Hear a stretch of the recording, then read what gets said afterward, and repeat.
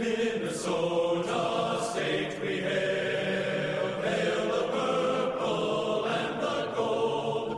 All alumni, old and new, take you with them when they go.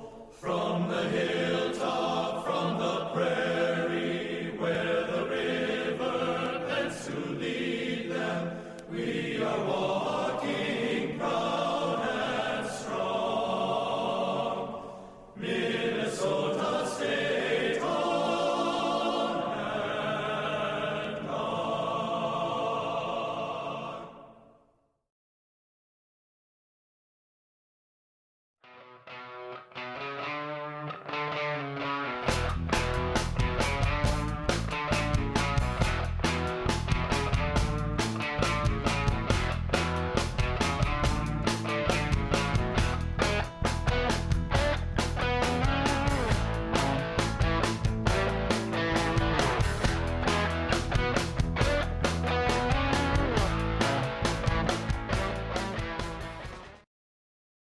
I moved there in September of 1968 and had the room of B813. And at the time I moved in, both the towers were all girls. You had hours. During the week, I think it was 11, and on the weekends it was midnight, and they locked the doors afterwards. And you had a hall monitor lady that went around to make sure you were there. So if you weren't going to come back, you just signed out for the weekend. Otherwise, so you'd come back after a date and there'd be all these people waiting till just a minute before midnight, so they'd all be kissing, get their last kisses in at the front door. The only men who were allowed in after hours were the guys who were delivering pizzas.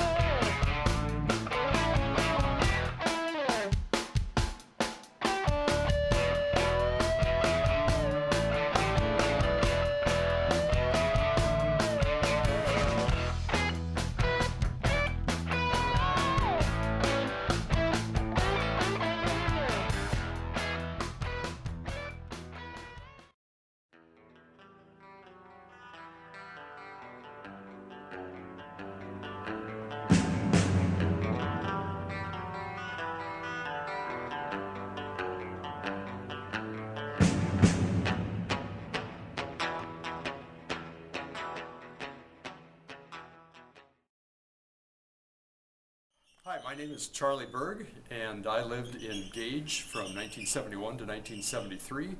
First year as a freshman, I lived in B607, and then as a sophomore, I believe I was in B823. So there's lots of things that I probably don't want to share at this point, but some of the fond memories were when I was a sophomore, our floor constructed a raft for the R5 river race, the Rapidan rubberized river regatta race. And that was on the Minnesota River, so we constructed the raft in the lounge, and then we had to disassemble it and take it down in the elevator and then reassemble it for the race on the Minnesota River. Another thing that I remember was I worked at the alternative campus radio station, KGMA, which had its studios in B Tower. So that was a lot of fun, and just a lot of good memories, a lot of friends, and hate to see it come down, but I guess time moves on.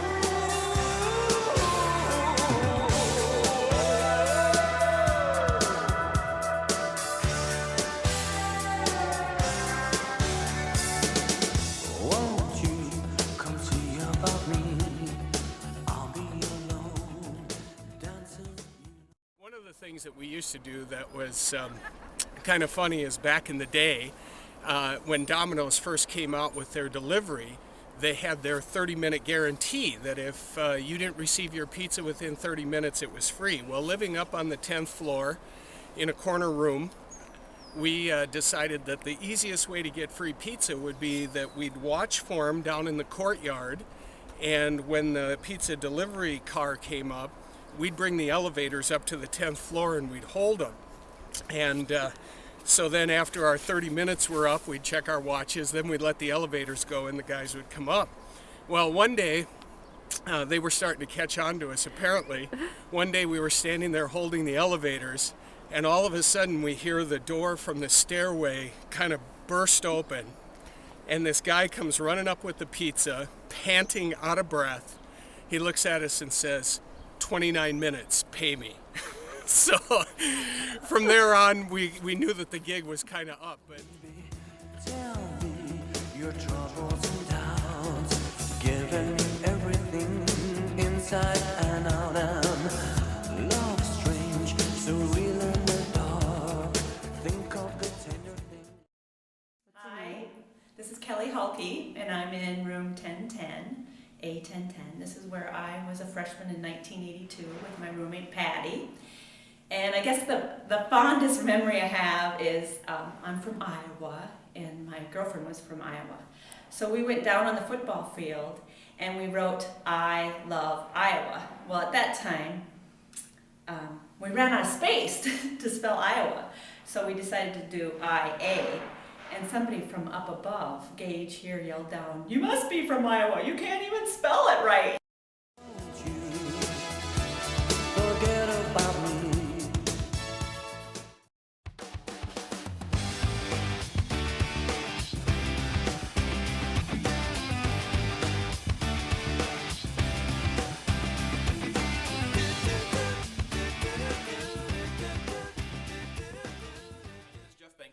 I lived in Gage Hall in 1991 to 1992, and I lived in A915. A lot of memories there, just like many people. One of the things that I remember was my roommate and I came up with this plan that we, on occasion, we wouldn't go to sleep until all the lights were off on B Tower, and so there were a couple of late nights waiting for the tower to shut down. So, but after that. 1992 wasn't the last time I've been involved in Gage Hall. I happened to meet my future wife there, and so we ended up getting married, and that's so Gage will always have a special place in my heart. I want something else to get me through this semi-time kind of life, baby, baby. I want something else. I'm not listening when you say goodbye.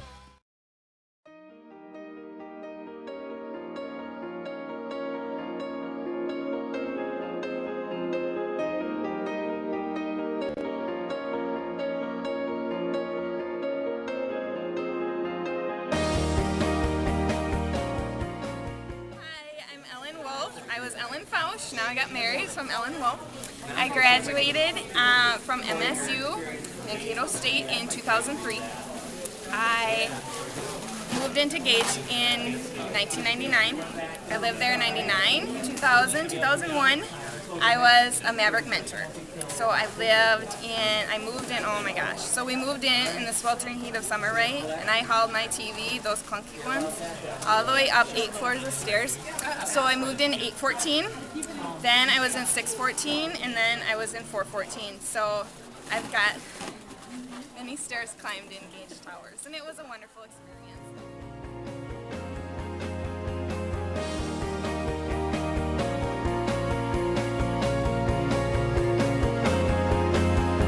Lights go out and I can't be saved.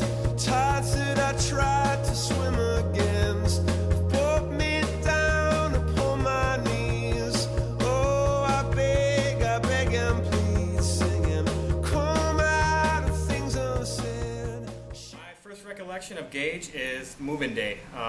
The crazy lines backed up, and being super excited to to live in and move in the dorms that I didn't want to wait for the elevators. I ran up 9 flights of stairs with my refrigerator, with my TV, and I just remember my mother, and she'll say this, you almost killed me that day. I'm pretty sure if we did it again, she'd be dead today.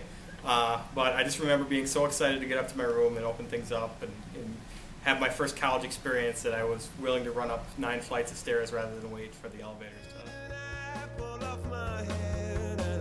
Trouble that can be named. A tiger's waiting to be tamed, singing.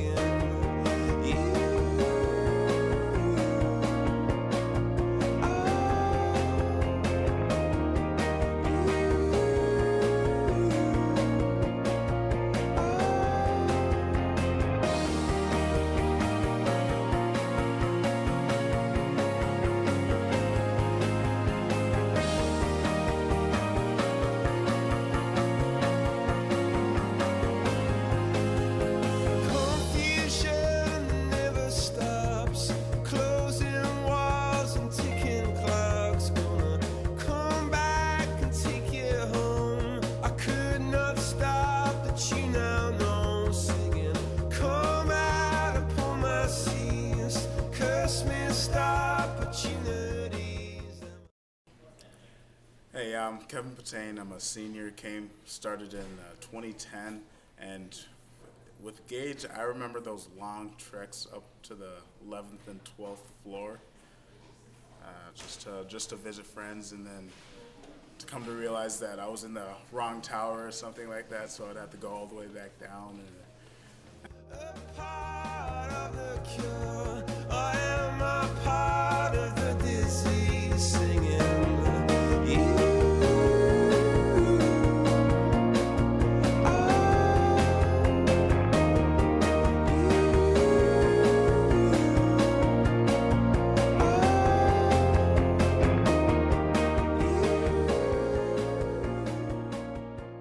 When I was a CA on Gage B1, I worked the front desk quite a bit, and there was one night I was there. It was probably about midnight. I worked the late night shift from 10 to 3 a.m. It was a pretty long shift. And this guy walks in about midnight, and he has a black lab with him. And I do a double take. I'm like, is that really a dog? And he walks over, and he's like, yeah, I just found a dog on the side of the street. And he's like, what should I do with it? And so I was a CA who was present, so I just said, I don't know, just get it out of Gage. And so long story short, he ends up finding the owner's phone number on the dog's dog tag or whatever, and he calls the guy, and the guy actually picks up, and he's like, hey, we found your dog on the side of the road. And luckily the guy was still awake. He came to Gage, picked it up, and the whole story finished. But it was a really entertaining night, to say the least.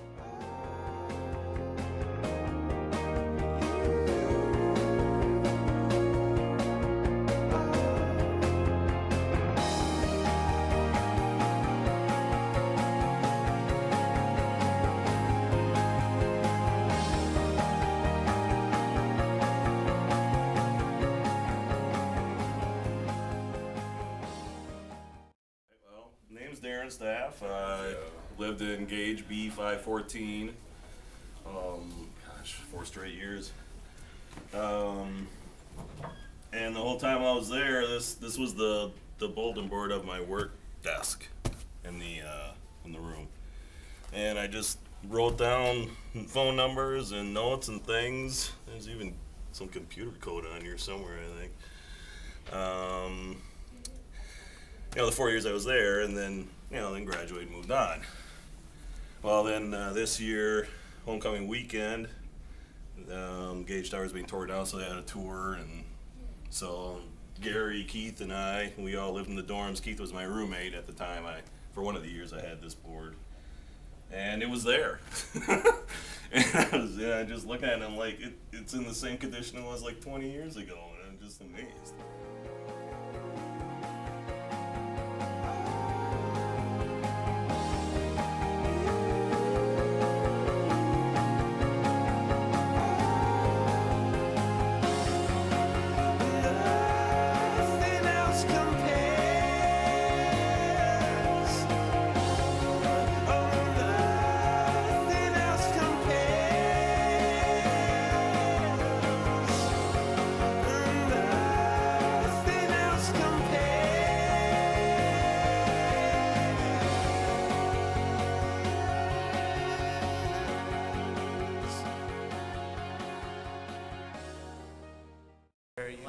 night, looking out at the Gage window and seeing a sunset and thinking, this is it. And that was pretty cool. I'll never forget that.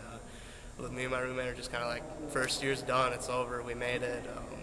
And we just kind of looked and the sun just kind of set and we were just like, wow, man. And cheesy as that was, it was definitely a cool memory.